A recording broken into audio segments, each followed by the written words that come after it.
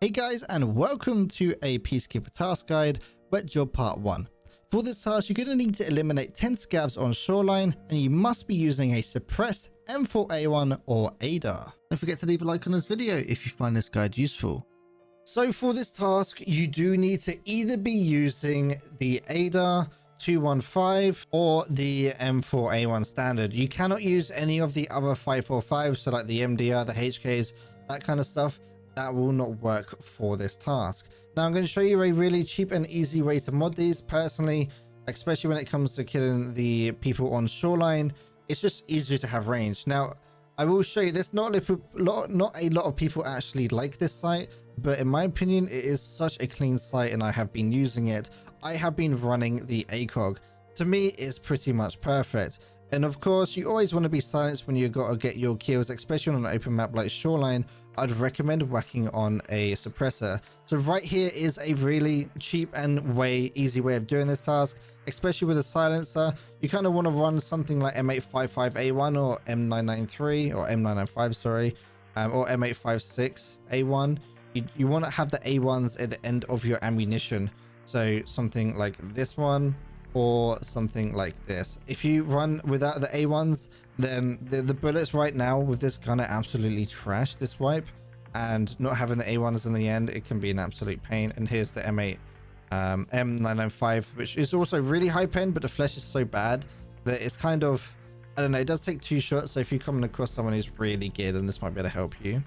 And when it comes to the M4, again, exactly the same build as the ADAR. Realistically, just whack yourself a sight on the handrail and then whack yourself a silencer on. Again, when it does come to these guns, I find the QDC the cheapest in my opinion. And then you can always, if you really want some sort of canted sight or some laser sight, you can always whack yourself on one of these. You get yourself a grip. But at this point, you're starting to modify your gun, so it costs so much. Personally, for me, I don't actually run that. I just run the Trigicon and a silencer. Nice, cheap, and easy. So here on the map in front of you is showing you all of the spawns for Shoreline. As you can see, there are a lot more to the left hand side of the map than there is to the right hand side. But we are going to start over at the road to customs side. Whatever side you spawn on, 9 times out of 10 there won't actually be scavs close by, so you are going to have to make your way from one location to the other. Now there are a few different routes you can take, but I'm just going to mainly talk about the scav spawns and basically whereabouts they are. So the road to customs area, they mainly walk on the grassy wooden section on the right hand side of the road, the eastern part of the road where you do have the water. They do walk from the top of the road to customs all the way down to the road at the rail bridge extract, the new extract that they added down by the tower. They can also go inside all of them. Now the very bottom of the map, the southeastern part of the map where you do have the construction yard with the giant crane. Now this is actually a pretty decent amount of scav spawns. They do spawn in that area, as well as they do cross the road and follow the road all the way up and down the entire blue fence area. You can get around about 5 to 6 scavs here.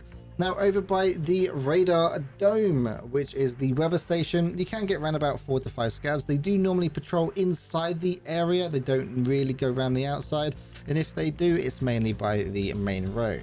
Continuing that road, we're going to head over to the power plant. Now the power plant does have sniper scavs at the very top. There can be 2 of them that spawn, so that might be an easy kill for you. And you can get around about 3 to 4 scavs down below, and they do actually go over the bridge where you have the actual electric towers are.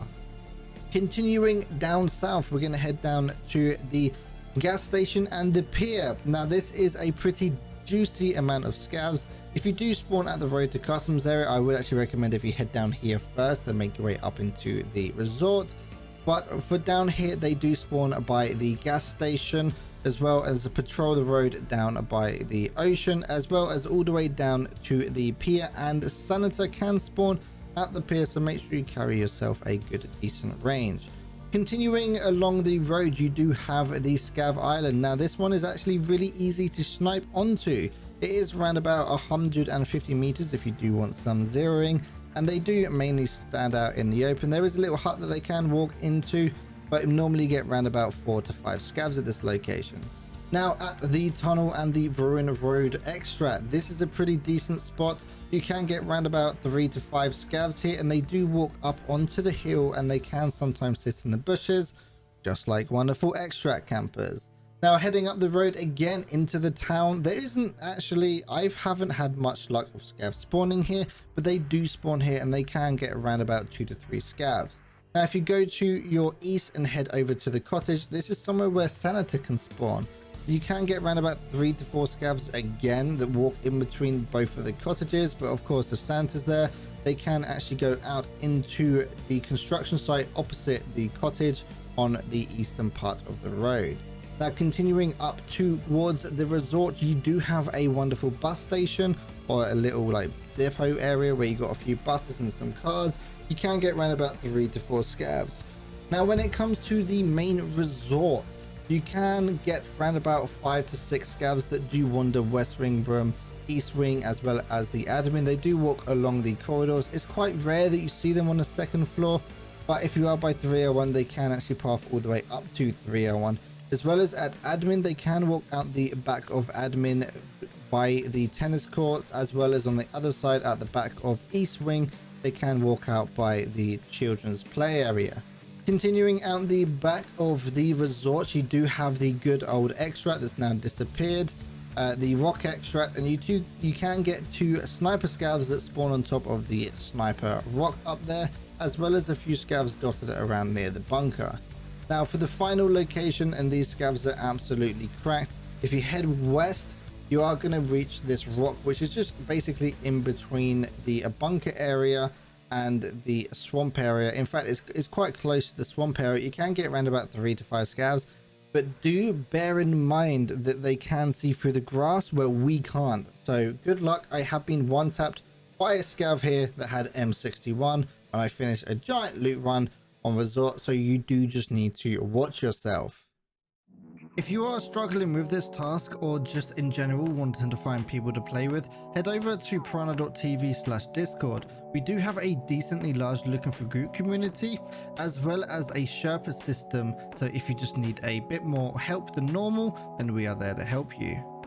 Hopefully you guys found this guide useful. If you did, don't forget to leave a like and subscribe, or possibly consider joining the channel membership where you can unlock early videos as well as a few custom rewards. Don't forget to check out Piranha.tv as well. That's a one-stop shop for all of your guides, tasks, keys, all those kind of things in one location.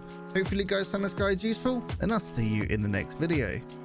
And a big thank you to all of my Patreons supporting me over on patreon.com/PiranhaTV.